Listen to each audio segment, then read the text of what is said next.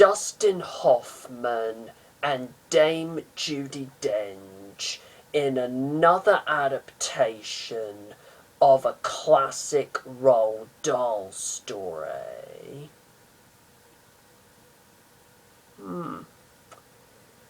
Hope this one's good. Hello YouTube, Film Buff 06 here, coming your way with a review of the recent TV movie adaptation of the lesser known Roald Dahl children's classic Esio Trot, which was initially broadcast on BBC One as part of the 2014 Christmas schedules on New Year's Day 2015, was adapted for the small screen by British comedy legend Richard Curtis and Paul Mayhew Archer, who previously collaborated together on The Vicar of Dearhbla, was directed by film and television director Dearhbla Walsh, who had previously directed episodes of Penny Dreadful, Shameless, EastEnders, and The Tudors. And it stars Dustin Hoffman, Dame Judi Dench, Richard Cordery, who guest starred in the likes of Doc Martin, Garrow's Law, Whitechapel, and Midsummer Murders, as well as featured in movies like About Time and the 2012 feature film adaptation of Les Miserables. Geoffrey McGivern, who was a guest star on Series 3 of Peep Show, and also made appearances on other TV shows such as Chelmsford 123, Blackadder the Third, Armstrong and Miller, and Jonathan Creek. Lisa Hammond, who is probably best known for her role as the disabled resident of Albert Square, Donna Yates, and featuring as the on-screen narrator of the piece, James Corden of Gavin and Stacey fame, of course, who is also well known to most Whovians for his role as Craig Owens in The Lodger and Closing Time, and is also in the most recent live-action Disney musical, Into the Woods, alongside the likes of Meryl Streep and Johnny Depp. Now, Roald Dahl himself was originally inspired to write the book in 1989, a year before he died, when he visited his eldest daughter, Tessa, in London way back in the 1970s. And simply watched as she chatted to a neighbour named Mrs. Shrimpton and her pet tortoise. Now, for those of you who haven't read the book, the story of Esio Trot, which of course is the word tortoise spelled backwards, is about an aging American bachelor named Mr. Hoppe, played by Dustin Hoffman, who is hopelessly in love with one of his neighbours, the widowed Mrs. Silver, played by Judi Dench. So upon hearing Mrs. Silver wishing that her beloved pet tortoise, Alfie, could grow bigger, he concocts a plan to win her heart by buying 100 tortoises of various sizes and colours to gradually substitute for Alfie in order to convince Mrs. Silver that a magical Bedouin chant, Esio Trot, of course, is miraculously making Alfie grow larger and larger every month. But when his plan eventually rumbles and goes wrong, thanks to the intervention of love rival Mr. Pringle, played by Richard Cordery, will Mr. Hoppy find true happiness with the woman of his dreams? So, what are my thoughts on Roald Dahl's Esio Trot? Wow. This was just such a fantastic film that I bet Roald Dahl himself would have been pleased with. I mean, sure, the original book is not as, fantastical, whimsical, or even darkly comedic, or even eccentric, or darkly eccentric, as most of Dahl's other more well-known works, such as Charlie and the Chocolate Factory, James and the Giant Peach, Matilda, The Witches, The Twits, Fantastic Mr. Fox, and the BFG, just to name a few. But I like the fact that it is a sweet and simple, albeit a bit eccentric, love story between two middle-aged people, almost like That Day We Sang, except without the musical numbers.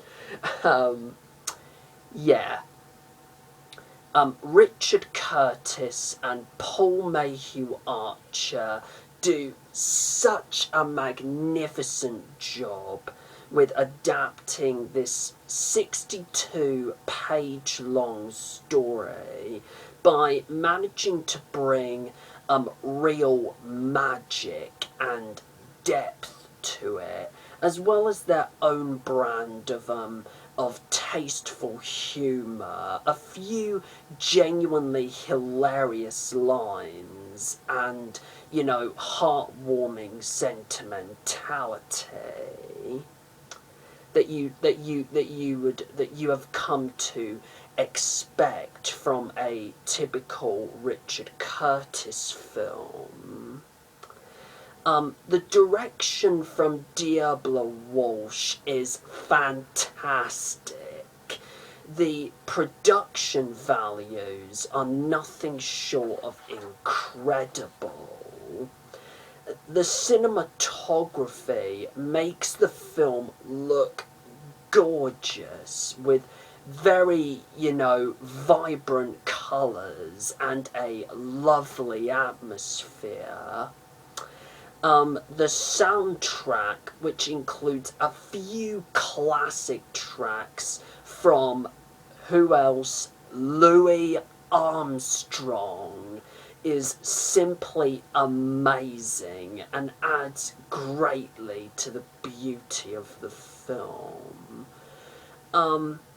The pacing, whilst being a little bit slow at times, pardon the pun, is otherwise just near perfect in my opinion.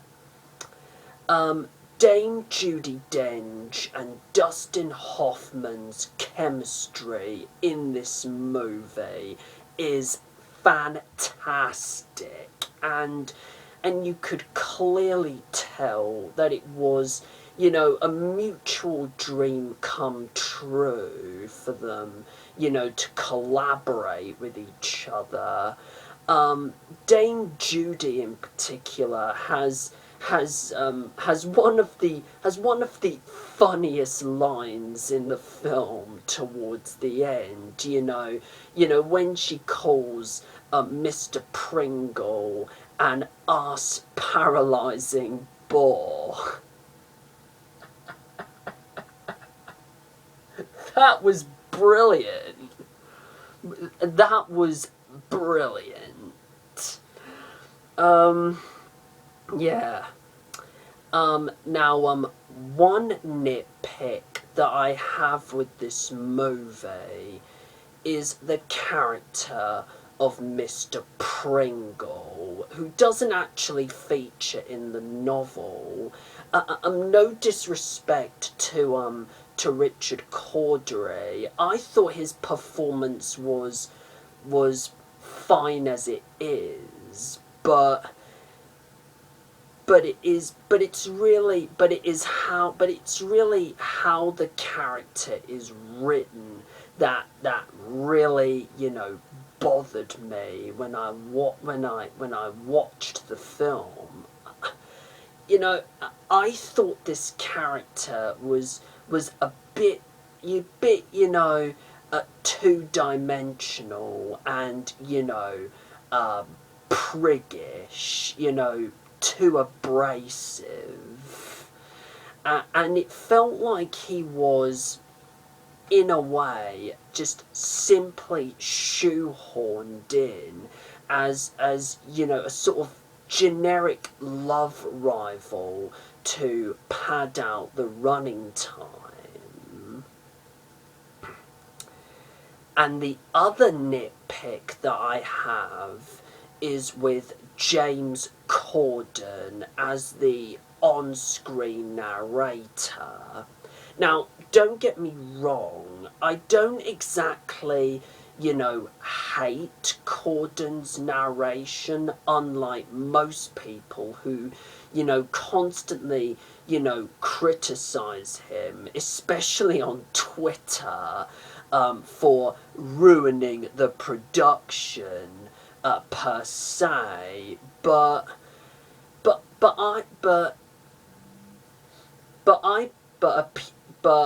I personally thought that his scenes felt, you know, just a bit out of place and almost, you know, stuck out like a sore thumb. You know, it's basically the same problem that I have.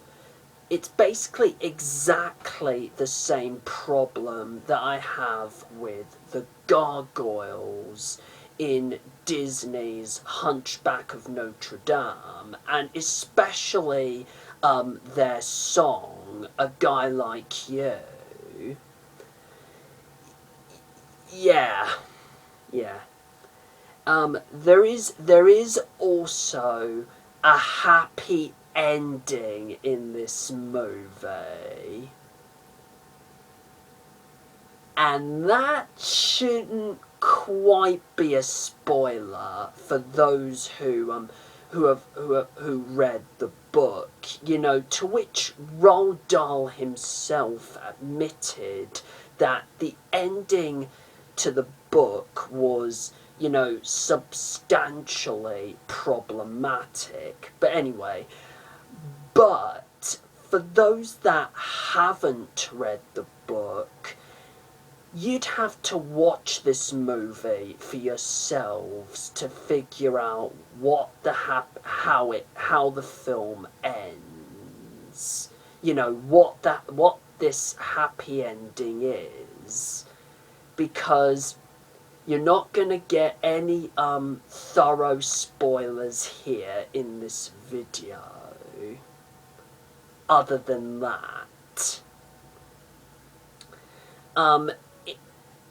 If you are a fan of Richard Curtis, or even the two leads, Dustin Hoffman and Judi Dench, I would not only highly recommend that you go and check this movie out when it comes out, when it eventually comes out on DVD, but also, if you are a hardcore Roald Dahl fan, I would recommend that you go and read the book, which, in my opinion, is one of his most underrated and most overlooked works. In conclusion, my overall rating for Roald Dahl's Esio Trot is an 8 out of 10. Now, feel free to leave a comment in the section below, and please let me know your thoughts on Roald Dahl's Esio Trot. Plus, feel free to subscribe to my channel, and until my next video, which is going to be a review of The Lovely Bones from 2009, do take care, everyone, and goodbye.